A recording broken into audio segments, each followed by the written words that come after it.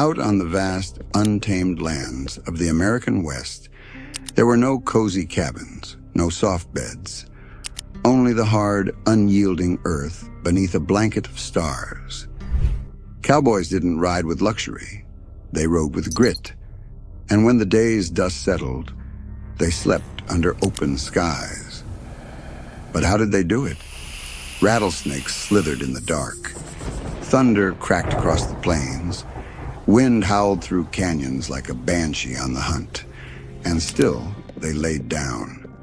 Not with tents or sleeping bags, but with a bedroll. A tightly packed, canvas-wrapped survival bundle.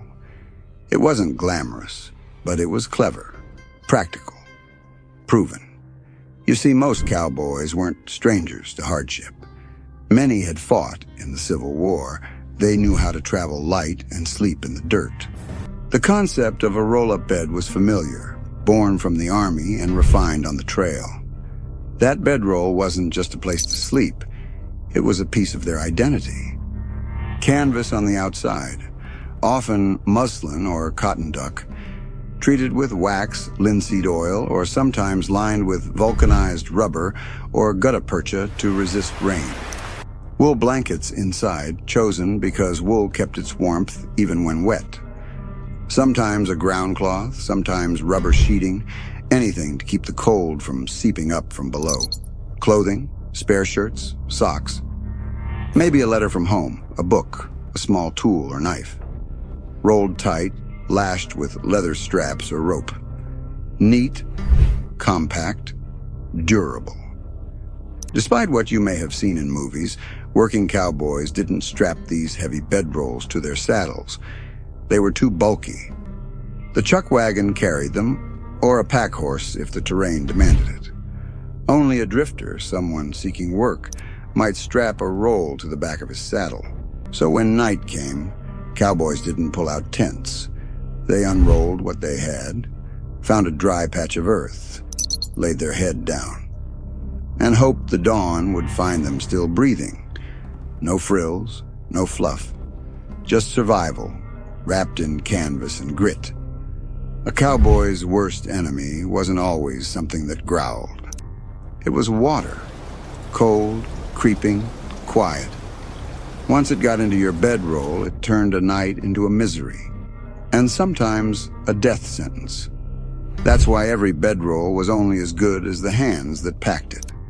To fight the damp, cowboys treated their canvas covers with wax or linseed oil. Some got hold of vulcanized rubber linings or gutta percha coated sheeting. Anything that kept the water out and the warmth in. The roll itself had to be tight. No slack, no air gaps. A loose roll meant rain could seep through folds, pooling in the seams. And once wool got soaked, the chill that followed could bite deeper than any snake. Cowboys learned to work their rolls with care. They laid ground cloths first, old canvas, oilskin, or even buffalo hides if they had them. This layer was their only protection from the cold, wet earth below. Even with all that effort, staying completely dry was rare. But it didn't need to be perfect. It just had to be good enough to fend off hypothermia. When the night dropped below freezing, staying even a few degrees warmer meant the difference between waking stiff or not waking at all. Some men joked as they worked the straps, "This ain't my first rodeo." But the truth was serious. A bad roll could ruin you. A good one could keep you breathing until morning. That was the bedroll's quiet purpose. Not comfort, survival. Finding a spot to lay your head wasn't guesswork. It was strategy. It had to be. Elevation came first. Cowboys looked for even a slight rise, somewhere water would drain off, not pool up. Low spots meant wet ground, cold backs, and bedrolls soaked from below. Next came shelter. The prairie wind didn't ask permission, it just barreled through. A stand of mesquite, a sandstone bluff, even a dense thicket could block the worst of it. Trees offered cover, but dead branches high overhead were deadly. In cowboy slang, they called them widow makers. But the land didn't just punish, it also warned. Dry creek beds, inviting as they seemed, turned to rivers when storms hit. 1 minute dry, the next a rush of mud and water. Cowboys steered clear of game trails and watering holes too. Predators prowled where prey drank. Setting camp too close meant risking a midnight visit from a bear, a mountain lion, or worse. Once a spot was chosen, it wasn't ready. Not yet. Cowboys cleared it. Stones, thorns, cactus, even fire ants. Anything sharp enough to tear through canvas or skin was evicted. Some dug shallow hollows with whatever tools they had, or even bare hands. Others shaped the terrain with blocks of sod, stacking up a raised platform to keep dry. They didn't carry shovels on horseback. That gear stayed with the chuck wagon. But necessity carved its own tools. From sticks, from hooves, from sheer will. Comfort? That was a city man's concern. Out here, survival came first. Sleep came second. And everything else waited till morning. Sleep came in fragments, never a full night. 2 hours here, maybe 4 there, because while one man rested, another had to ride. The cattle never truly slept, and neither did the cowboys. Night watch was a solemn duty. You rode wide, slow circles around the herd, rifle across your lap, eyes scanning for shadows that moved wrong, ears tuned for the snap of a twig or the low growl of a prowler. Sometimes it was coyotes, other times rustlers testing the dark, and occasionally the shadows held more dangerous things, big cats or spooked animals drawn by smell or sound. But most nights, the biggest threat came from within the herd. A sudden crack of thunder, a sharp wind across the grass. One wrong sound and the whole herd might bolt. 1,000 horns, 1,000 hooves, thundering through the dark. Stampede. That's why cowboys didn't just patrol, they sang. Low, steady tunes, ballads from home. Green grow the lilacs, the old Chisholm Trail. Soft lullabies for beasts that could kill if startled. The cattle learned the songs, grew calm to the rhythm, and so did the men. The music was a tether, a fragile link between calm and chaos. No spotlight, no applause. Just a voice in the dark, keeping 2,000 pounds of horn and muscle from turning deadly. That voice could mean the difference between a quiet night and a stampede. And so they sang, through the chill, through the dread, through the kind of fatigue that made your bones ache. Because when the prairie roared, a cowboy's hum was the only sound that mattered.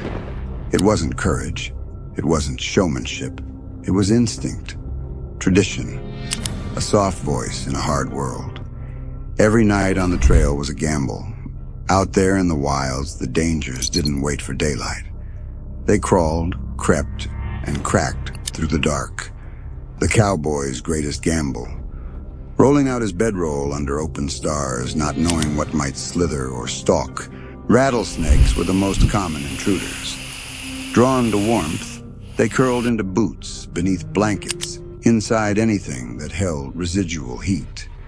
Cowboys learned to shake out every item, every time. Boots were stuffed with rags or turned upside down on a stick. Blankets shaken vigorously, like shaking off death itself. Some swore by rope circles to ward off snakes. Others didn't trust superstition. They trusted vigilance. But snakes weren't the only threat. Bears, drawn by the scent of bacon or beans, prowled near camps. Coyotes, mountain lions, and wolves watched from tree lines. Cowboys avoided cooking near where they slept and always cleaned scraps thoroughly. But nature was nosy and hungry. Then came the weather. If the animals didn't get you, the sky might. A sudden gust could turn a mild night into a punishing ordeal. Warm winds dropped into freezing cold. Icy rain slashed sideways. Lightning cut through blackness, illuminating a landscape more ghost than ground. No apps, no forecast, just gut feeling and animal behavior. Horses got jittery before storms. Birds flew low. Prairie dogs vanished into their burrows. Cowboys watched it all and listened close. When the signs came, they packed up fast, or braced to endure. The prairie didn't care who you were. It would freeze your bones and steal your breath, and sometimes it did both. And yet every night they unrolled their canvas. They faced the gamble. Because for a cowboy there was no shelter but the one he carried, and no safety but what he earned. Gear didn't make a cowboy tough, but the right gear kept him alive. Out on the range, your clothes weren't about style. They were about survival. When the wind howled or the sky let loose, your only shelter was what you wore on your back. Wool was the frontline defense. Cowboys layered wool shirts over wool long johns, trapping body heat beneath denim or canvas coats. Even when wet, wool kept its warmth, a miracle fabric against cold nights and sudden storms. Buffalo hide coats, when a man could get one, were prized possessions, thick, heavy, impervious to wind. Some wore sheepskin-lined jackets, snug and insulating, especially on high mountain drives. But one of the most overlooked pieces of cowboy armor? That bandana around his neck, not just for dust or sun. At night, that square of silk turned into a scarf. Tied snug, it held warmth at the throat, the body's vulnerable heat escape. Silk over cotton, because silk wicked moisture, dried fast, and flexed with changing weather. Cowboys swore by it. A good bandana served a dozen purposes: tourniquet, sling, filter, potholder, even a mask against trail dust. Gloves came next. Deerskin, cowhide, soft enough to work reins and rifle, thick enough to stop frostbite from taking fingers. And the wide-brim hat? That wasn't just sunshade. It turned sideways in a storm to block rain. Held low, it shielded your face from grit. Some cowboys tied rawhide strips around their cuffs and pant legs to keep wind from climbing inside. Every gap was an invitation for chill. Every stitch was a decision. Every layer, a line of defense. Because out there, warmth wasn't just comfort. It was a fight for your life. Fire meant survival, but it also meant risk. Cowboys relied on it, for heat, for cooking, for a sense of normalcy when the night stretched long and bitter. But one spark in the wrong wind could turn salvation into stampede. A prairie fire didn't creep. It raced, grasslands dry as tinder would catch in an instant. Flames rolled with the wind, turning calm hillsides into smoking death traps. There were no hoses, no fire trucks. Only one rule: run. Cowboys learned quick. Fires were built low and small, surrounded by rock or dug into pits. Fuel was scarce, so they used anything that would burn. Dry brush, twisted roots, even buffalo chips and cattle dung dried into hot-burning bricks. They became expert judges of fuel with a glance.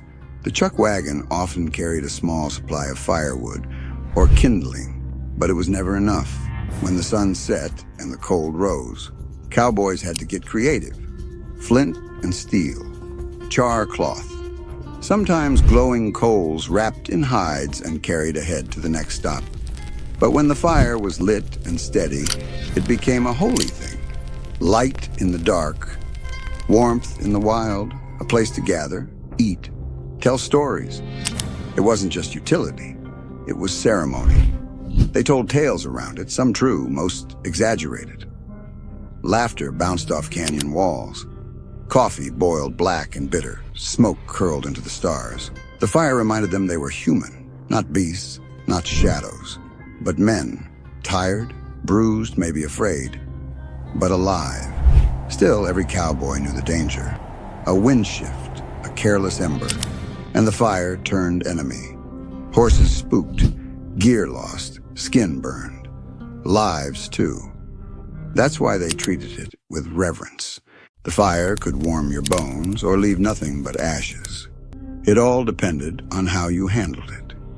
When it came to life on the trail, nothing was more sacred or more scrutinized than the chuck wagon. Born of necessity and Texas grit, the chuck wagon was invented by Charles Goodnight in 1866. It wasn't just a rolling pantry. It was the heart of the drive, a beacon of food, supplies, and routine in a world where nothing else stood still. Beans, salt pork, bacon, flour, coffee so black it could float a horseshoe, cornmeal, lard, dried fruit. That was the menu. Not fancy, not varied, but it kept men on their feet and in their saddles. Beans, especially pintos, were the backbone. Easy to store, packed with protein. When cooked right, they'd stick to your ribs and fuel long hours under the sun. The man who ran the chuck wagon wasn't just a cook. He was the cookie, trail boss's right hand, and often the first one up and last to bed. He chose the campsite, set the routine, kept the wagon in line and the crew fed. Before sleeping, the cookie would even point the wagon tongue north. So come sunrise, the drive had its compass. Meals weren't balanced. Cowboys chewed through scurvy. That's why they foraged what they could. Wild onions, berries, cactus pads, even boiled prickly pear for rough vitamins.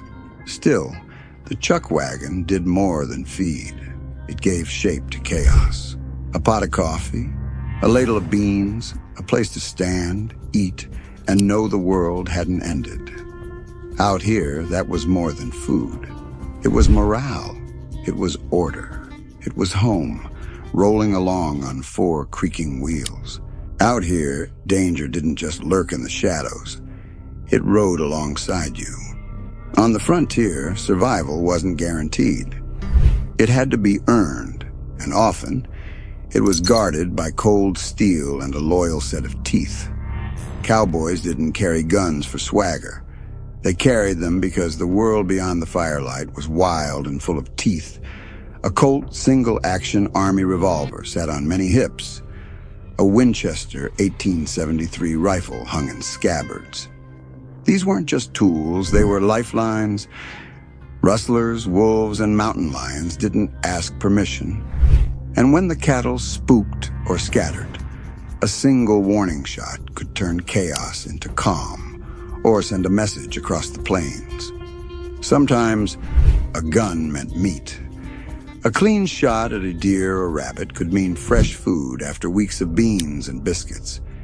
In places where no one else rode for days, it could also mean help was coming, or that you'd gone down fighting. But steel wasn't the only line of defense. Some cowboys brought dogs, big, brave livestock guardians. These weren't the herding types. They were sentries. They lived among the herd, not behind it. When coyotes crept too close or bears wandered into camp, the dogs were the first to bark, growl, or fight. Most of the time, that was enough. Predators feared noise, motion, teeth. But if it came to a clash, the dog didn't hesitate. And at night, when the fire burned low and the winds whispered trouble, those dogs weren't just guards. They were comfort. A warm body beside your bedroll. A head that lifted at the faintest sound. Between the man, the rifle, and the dog, every cowboy carved a little circle of safety into the wild. And for one more night, that was enough. Just enough. Gear kept a cowboy warm. Guns kept him safe. But what kept him going?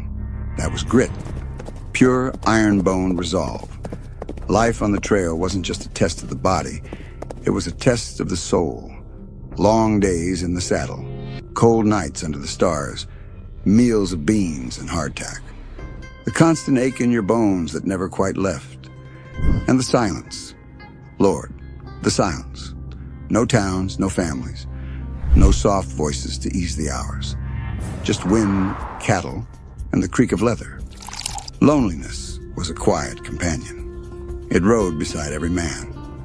But the cowboy didn't crumble. He didn't fold. He adapted, slept little, ate what he could, wrapped himself in resolve thicker than any blanket. He knew the job wouldn't wait. The herd wouldn't stop. And the trail didn't care about his feelings. So he pressed on. Some said cowboys were born stubborn. Maybe. But more than that, they were forged. The trail didn't ask you to be tough. It demanded it. They pushed through dust storms, stampedes, broken gear, and busted bones. If a man got sick, the others stepped in. If a horse went lame, they took the burden without complaint. They joked, they cussed, they told stories around the fire. That was their medicine. But mostly they kept moving, because stopping meant falling behind. Falling behind meant danger. In the cowboys' world, there was no reward for weakness. Only the quiet pride of another day survived. It wasn't glory they sought. It was grit. And in that grit lived a strength no storm could wash away. That's what truly kept the cowboy alive. Not just the tools, but the toughness to keep walking long after the strength ran out. When the last fire cooled and the herd was sold, what remained? What outlived the trail? Not gold, not fame, but the code. Cowboys didn't write manifestos. They left behind actions, quiet, rugged footprints pressed into dirt roads and canyon walls. Their lives told stories in sweat and silence. They didn't seek monuments, but they built a legend. One saddle sore, one windburned night at a time. The bedroll became a blueprint. Its design inspired the modern sleeping bag. Their weather-watching instincts, now passed on in wilderness survival guides. Their songs, once soft lullabies to soothe longhorns, echo through American folk music. Even their way of choosing camp, high ground, clear of water, shielded from wind. That's still how smart campers pitch a tent. And it's more than tools or tricks. It's the way they walk the world. Eyes forward, hands ready, hearts stubborn. They showed us what it meant to endure, to fight the cold with fire, dark with song, and the loneliness with laughter, to work, to protect, to persevere. So when we speak of cowboys, let it not be with romantic haze or Hollywood sparkle. Let it be with grit, with the gravel of real trails underfoot. Because in every ember we shield from the wind, in every tired night spent under stars, a little piece of their world lives on. The trail ends, but the story rides forever.